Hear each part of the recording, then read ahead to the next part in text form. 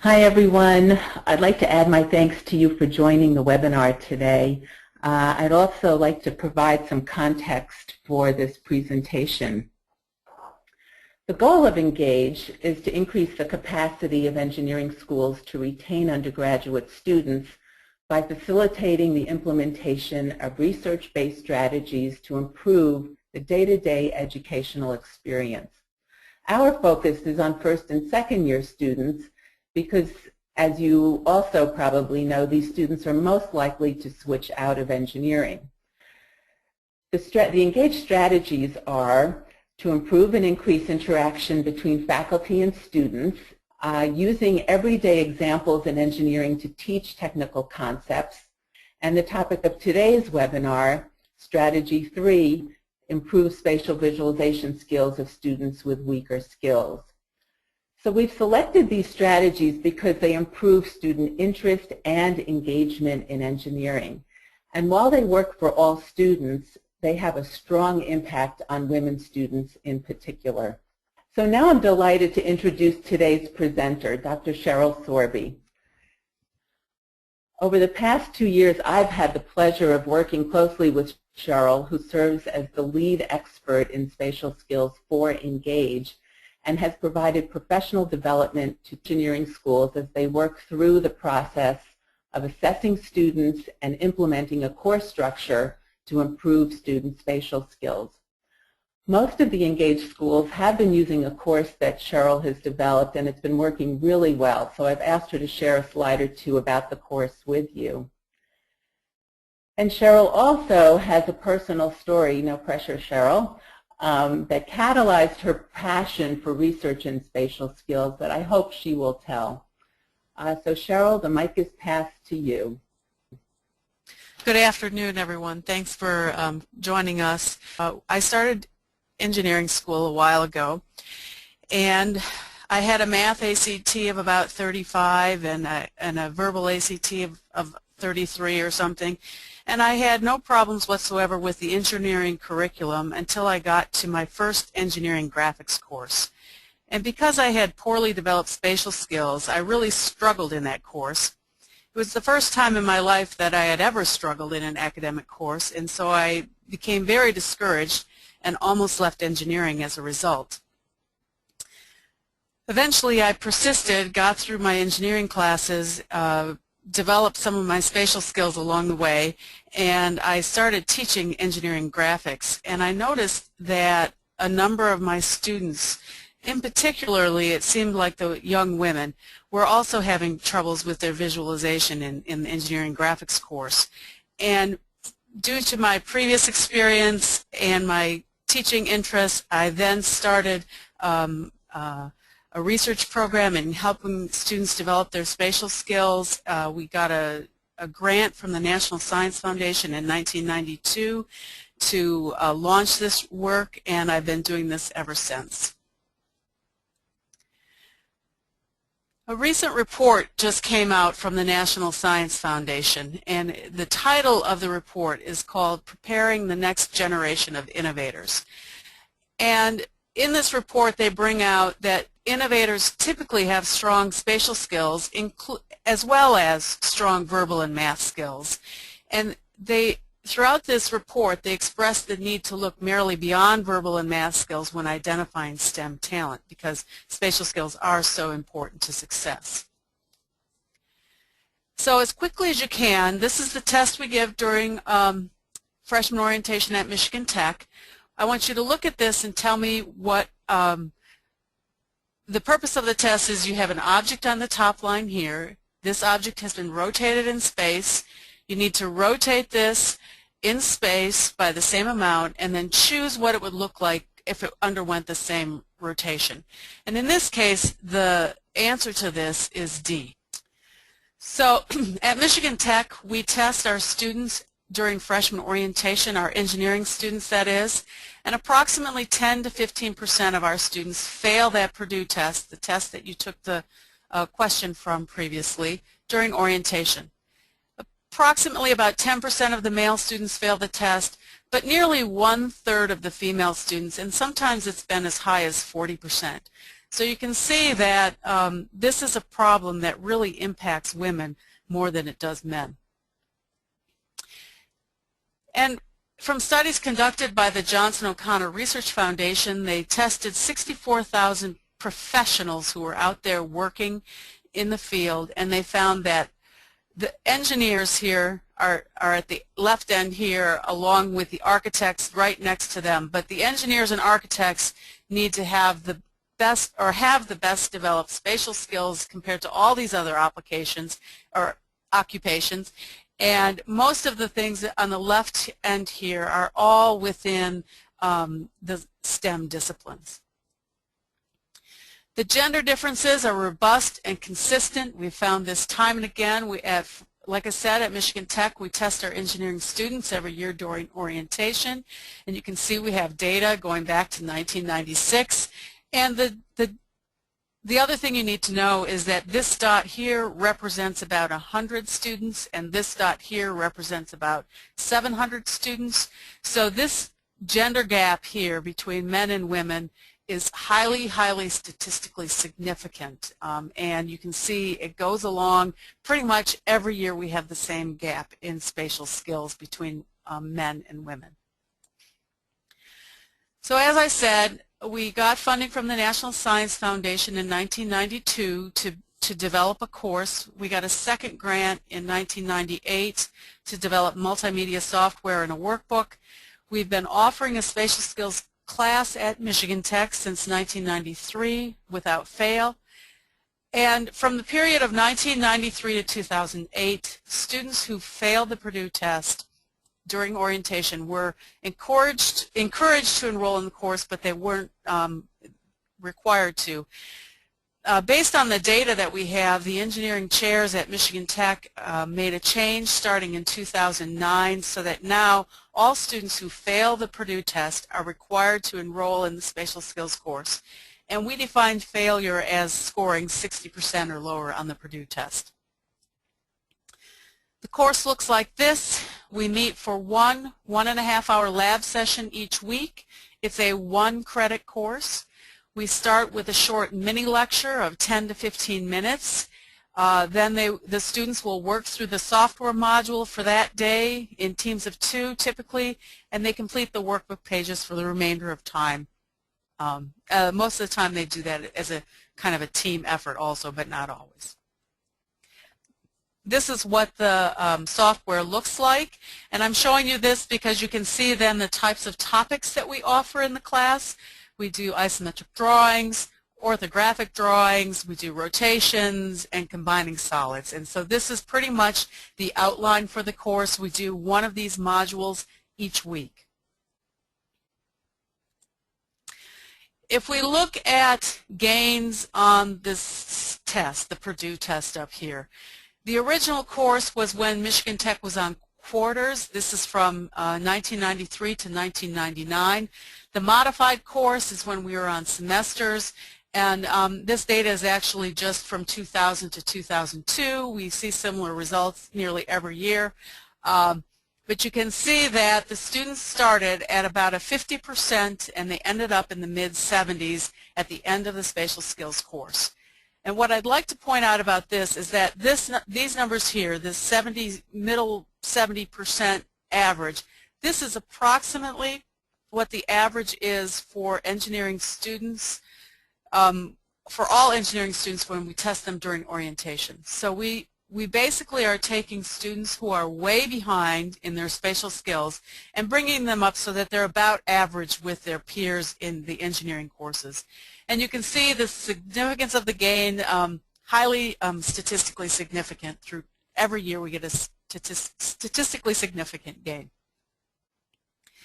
We've done several longitudinal studies to look at the long-term impact of this course, and the types of things we've looked at are grades and retention rates. For students who failed the Purdue test and then went on to enroll in the spatial skills course, what we have found is that they earned better grades in a variety of courses listed here: calculus as well as pre-calculus, chemistry, computer science, engineering and graphics, physics, and that their overall GPA is higher when compared to students who failed the Purdue test but did not enroll in the course. So you can see from this data right here, these are the students who enrolled in the spatial skills course. These are the students who, again, failed the Purdue test but did not enroll in the spatial skills course. These are our students with weak spatial skills. They had a statistically higher grade in all of these courses, except chemistry is not so significant as the others. And they ended up with a higher GPA than the students who had weak spatial skills and didn't go through the intervention. We also looked at the students who failed the Purdue test and enrolled in the course and compared them to, the students who failed the Purdue test and did not enroll in the course, but also those who passed the Purdue test with a score between 60 to 70%. So they kind of got it. They were a D student in spatial skills, but they did pass with our cutoff. And you can see, again, these students who had the spatial skills training had significantly higher grade point average or average grades than the students who passed the Purdue test with a marginal score between 60 and 70%, and they're, again, much higher than the students who failed the Purdue test and did not enroll in the course. If we look just at the computer science, you can see that the students who took the spatial skills course, who needed it, had an average grade of just above a B in the course, and the students who passed with a marginal score had about a C+, and the students who failed got a solid C in the course. And you see the same kind of trend in their overall GPAs. So some of you might be out there saying, yeah, but there's self-selection bias in that, because prior to 2009, the students who enrolled in the course chose to do so. So I have some very preliminary results, and the reason I say they're very preliminary is that we've only looked at a few grades and a few courses. We are going to be continuing this and hope to publish on this in the coming months. But let's look at the data when we don't have the self-selection bias. Again, the students who failed the Purdue test and underwent the spatial skills training did better in one of their engineering courses as well as in their calculus course than the students who marginally passed the Purdue test with a score of 60 to 70%.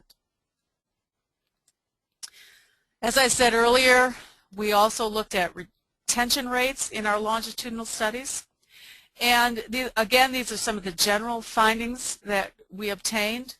So students who failed the Purdue test and enrolled in the spatial skills course were retained both at the university and within engineering at higher rates than those who failed and did not enroll in the course and those who passed with a marginal score of 60 to 70%. And these results are particularly true for women. So let's look at some of this data. Here we have students who started at Michigan Tech between 1996 and 98. So all of these have either graduated or left by this point in time. And this teal colored bar here represents the retention rate, or the graduation rate really, for students who passed the Purdue test with a score of 70% or higher. And you can see that they were retained at the university at about an 80% level, and they were retained in engineering at about a 70% level. This blue bar here is the bar for the people who failed the Purdue test and went on and took the course, and the aqua one is they passed the Purdue test with a marginal score, and the black one is they failed the Purdue test but did not take the spatial skills course. And for each one of these graphs, the difference between this group and this group is not statistically significant, but the difference between this group and this group and this group and this group is highly statistically significant. And what's interesting to point out here is that for the students who took the course, they stayed in engineering at about 65% compared to about 40% for the students who failed and did not take the spatial skills course. If we look at some of the results we've obtained by gender, again, these are for 2000 to 2002 and 1993 to 1998. The students who failed the Purdue test and took the course, These are their retention rates within at the university, and for the people who passed with a score of 60% or higher, these are their retention rates. These are not statistically significant differences. However, for the women who failed the Purdue test and did not take the course, we do see a statistically significant difference between these students and these students. For the men, we see similar trends. However, none of these are statistically significant. However, they are encouraging that we also appear to be retaining more men through this spatial skills intervention. So in conclusion, well-developed math and verbal skills are readily recognized as being necessary to success in engineering. According to this recent publication by the NSB, perhaps we should also add spatial skills to this list. We, at the university, or at my university anyway, we do not encourage students not ready for calculus to enroll in calculus for their first semester. Shouldn't spatial skills training be available for those who need the help? And at Michigan Tech, we believe that we have helped students be more successful in engineering by offering them an opportunity to develop their spatial skills. So based on all these results, what can you do, or what should you do? One of the things that you should think about doing is assessing the spatial skill level of your incoming engineering students. And through this assessment, you will identify those who have weak skills and target your efforts just at those students. What would I recommend that you don't do? I wouldn't provide spatial skills training to all of your students. Those who don't need it may be bored, and those who do need it may become even more discouraged. If they're in the class and they see that something is super easy for somebody else in the class, they might start to have feelings of self-doubt, and what's called their self-efficacy will be diminished. Self-efficacy being just your internal belief that, yes, I can do something. And I would not offer voluntary spatial skills help sessions, because it has been shown time and again throughout educational research, not just me, but people in math and in chemistry and other places, that voluntary supplemental instruction never works. You only get a few people who attend regularly, and if you're going to do something, I would say you would want to do it in the most effective way. Formats that you might consider for helping students develop spatial skills: offer a course like we do at Michigan Tech, a course for credit though. You could have required supplemental instruction sessions or required tutoring sessions, similar to requiring tutoring sessions for students with weak math skills, if your university allows you to do that. Not all of them do. You could provide spatial skills training as part of a summer course or a summer bridge program.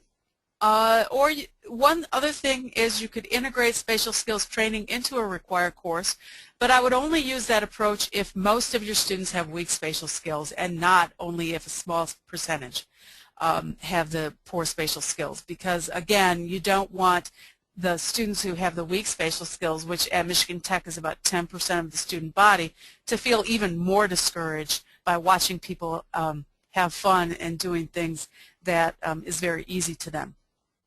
And here's my final reflection before we pause for some questions. And I hear this all the time: engineering faculty don't want to add one additional credit to an already full curriculum. So I'm leaving you with a question: which is better, asking students to take one extra credit that improves their chances of success in engineering by a significant margin, or is it better to ignore the problem and hope your students survive to graduation? And in the long run, which one is really more costly? If the students leave your university and they're not spending those tuition dollars, that is a true cost to the university. Further, it's a cost to the individual, because now they might be studying, they might never finish college, or they might be studying something that they're not as interested in. So I'm open for questions. This is Susan Metz again. Sheryl, thanks so much for the presentation. It's generated a number of questions, and I'm writing madly here trying to group them together so that we can answer as many questions as we can. And so one of the areas has to do with games. We have a couple of questions. Does experience playing spatially rich video games as children improve spatial skills? And have you or anyone thought about developing a game to enhance spatial skills at the secondary level by creating more rich gaming, educational games?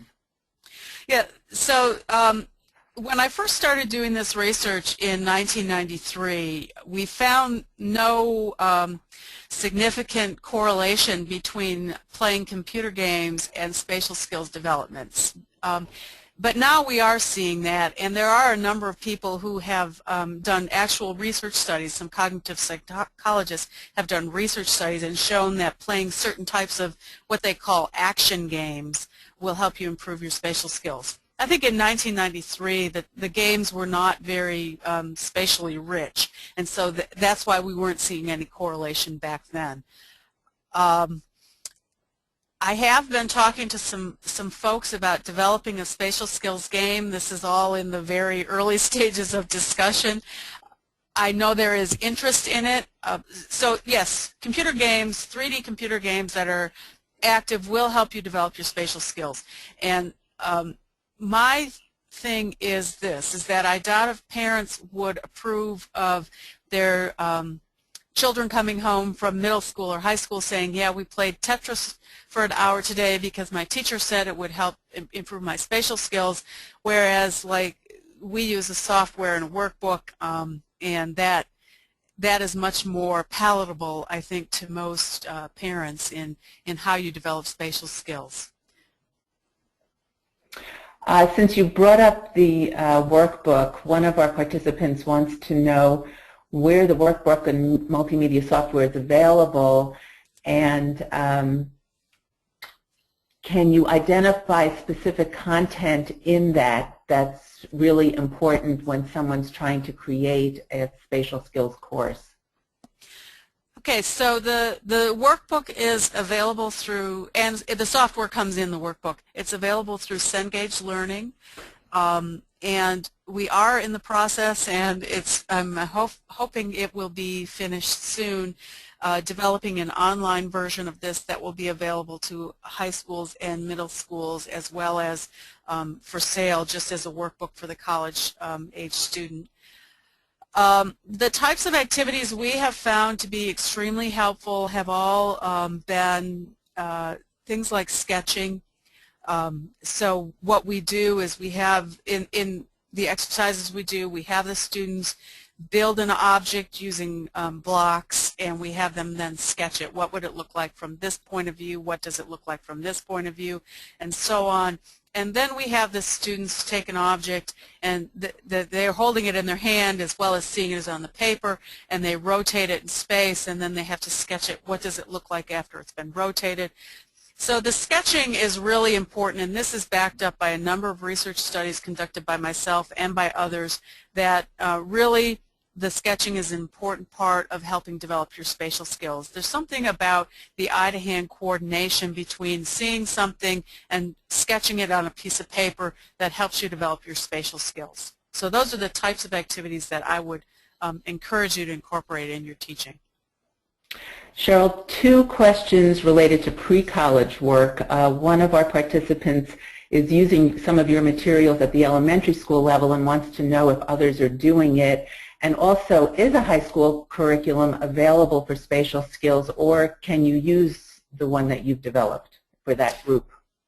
Okay, so in 2004 I got a grant from the National Science Foundation, and the purpose of that grant was to demonstrate that the materials that we have, the workbook and the software, is suitable for use with middle school students, high school students, and other non-engineering majors, because a lot of times I would talk to teachers and they'd be interested in using the materials, and they would say things to me like, well, but you developed this for freshman engineering students, it's not going to work for my students. And so we demonstrated that the materials work very well with the younger audiences. I'm glad to hear somebody's doing something at the elementary school. Please send me an email with your results. I'd love to hear about it. We just now are in the process. Our grant has been recommended. I don't think it's been awarded yet, but we are getting, it looks like we are getting another award from the National Science Foundation. And with this one, we're going to use the materials with middle school students and track the courses that they take in high school, track their engineering self-efficacy, and track their motivation for STEM courses through their high school experiences. So we are kind of excited to be working with the middle school students. What I've said many times is that I hope that eventually the need for my spatial skills course goes away, because I think it would be a much better world if the students all came to the university with well-developed spatial skills. If they learned this in their middle school, high school, or even elementary school, I think that would be far better than what is going on right now. And I think what I'm hearing you also say is if students enhance their spatial skills at the pre-college level, they may be more interested, or at least that's what you may be looking at in your next effort. They may be more interested in engineering at the college level because they feel more confident in their ability to succeed.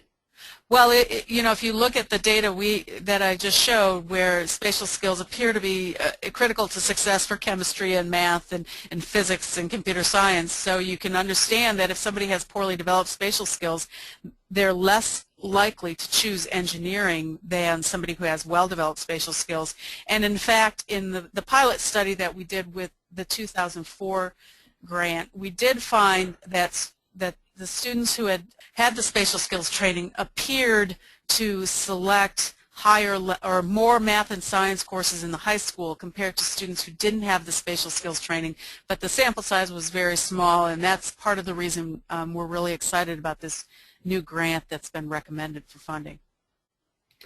Sheryl, why does Michigan Tech use the Purdue test as opposed to other spatial skills tests to assess their students?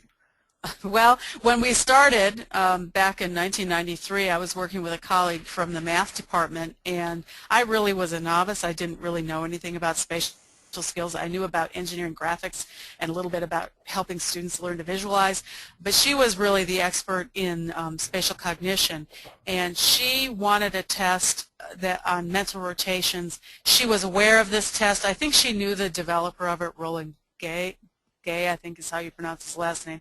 And so that's what we started using back a long time ago, and so that's why we continue to use it to this day. And now we'll move to the college level. One of the questions is, what is your thought on requiring the course for pass-fail and not for credit for students that failed the Purdue test? I guess the question would be, at your institution, when people take things for pass-fail, do they take it seriously? So the rule of thumb is always that if it appears on your transcript, then students will care about it. And so if having a pass-fail course that you fail doesn't look good on your transcript, or if that's the culture at your place, then that could work.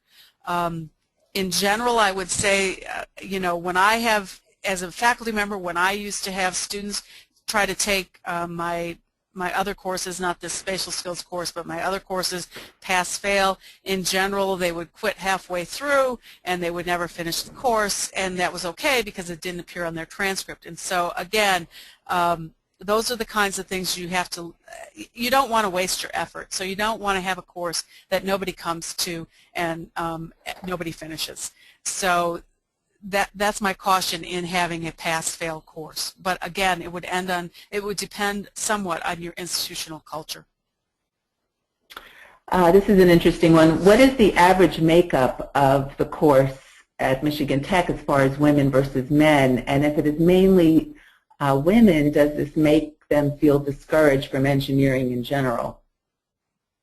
Well, I think the students have voted with their feet, right? So I think that having the women in there showed we had, you know, remarkable increases in retention. So I don't think it discourages them from engineering in the least. I think, in fact, it has the opposite effect. The class is typically about half and half. Maybe a few more. You know, at Michigan Tech, like most engineering schools, we have like 16, 17, 18% women. But if you take 1/3 of those versus 10% of the men, we end up with a mix of about 50-50, maybe 60-40 favoring, or 60-40 with the 60% being the male students. In the past, I know I have had many classes that are 50-50, and sometimes students will comment on it. I don't ever in my class talk about gender differences in spatial skills. That's going on in the background. They don't need to know that. But I have had students walk in, like some male students walk in and say, "Wow, look at all the girls in this class." But we don't ever talk about any of the gender findings in the class at all. So this person has actually offered a class, a spatial skills class, to students who did not do well on the Purdue test, but they got a very low percentage of students who enrolled. Any suggestions for increasing that enrollment for students who should be there? Well, when we first started out, we didn't have very many students enrolling either. The first the first year was part of the grant, and the second year we were on our own. I think we only had 18 students enroll out of about 125 who failed the Purdue test. And so what we've done over the years is have a much more active approach to recruiting students. So instead of just passively saying, hey, you failed the test, you should consider taking this course, we actually went to them, we showed them some of the data, we showed them how this could improve their grades, and we, it wasn't strong-arming, but we strongly encouraged them to have, to enroll. We also worked in the early days somewhat with some of the academic advisors, where we would go to them and we would say, look, we think that you should encourage your student to do this. The problem in the early days for us too is that we didn't have any data. So we didn't have the data that shows it helps students be retained and it helps them get better grades. I mean, I think what you could do is use some of the data that we've compiled here at Michigan Tech, and you make a convincing case for students, or contact parents, because parents are always concerned about their child's success, and so send something to them to get the parents on board, encouraging. I know there's one university in the Engage project right now that had an interesting approach to this, and I wish I would have thought of it 20 years ago. But what they did is they took all the students who failed the Purdue test and automatically enrolled them in their spatial skills course, and then let them drop if they wanted to. And that way they had a remarkable increase in participation among the students enrolling in the course. So one of our participants wants to know if students could do the workbook and software as a self-study project on their own. And where do they find the spatial tests to assess students? Okay, well, the spatial test is in the teacher resource guide that goes along with the workbook. I believe also that the folks at Purdue have put it online, and I think that you can get access to the online version of the Purdue test. I know Susan Metz has the information on that. Yes, I think a student can work through the workbook as a self-paced study. Excuse me. I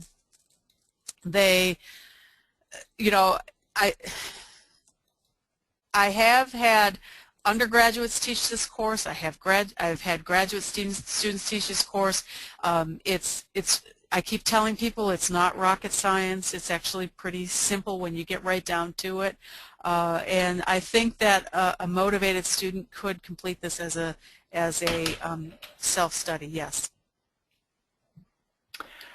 And one of our participants actually teaches a Women in Engineering seminar and has many topics to cover.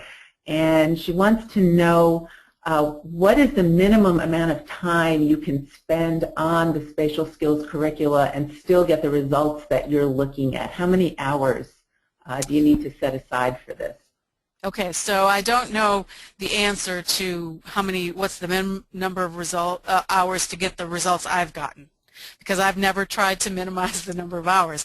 However, I did work with a high school geometry teacher in my previous study that was funded in 2004, and that teacher only covered 4 of the 9 modules. She covered the isometric drawing, the orthographic drawing, and the 2 on rotations. And she did get very significant increases in spatial skills, but again, I don't know if what the long-term impact of all that is. I'm not going to speculate on that. That would be unscientific of me. But I do know that she did get nearly the same gains on some spatial skill assessment just by doing those 4 modules. Okay, the clock is telling me to wrap up. We have a few more things we wanted to point out in terms of people who want to implement this. So any of the questions we didn't get to will be answered offline. Sheryl, thanks so much again for your presentation and the responses to these questions. There's a lot of interest out there, which is really exciting. Thank you, Susan. Engage has a website. This is actually a snapshot of the spatial skills page on the Engage website. You get to it by going to the home page and just clicking on strategies. We have a number of resources available for schools who are working to assess students' skills and then provide the training course, and these folks have really found some of these resources very useful. If you're interested in learning more about Engage or the materials, here's the contact information.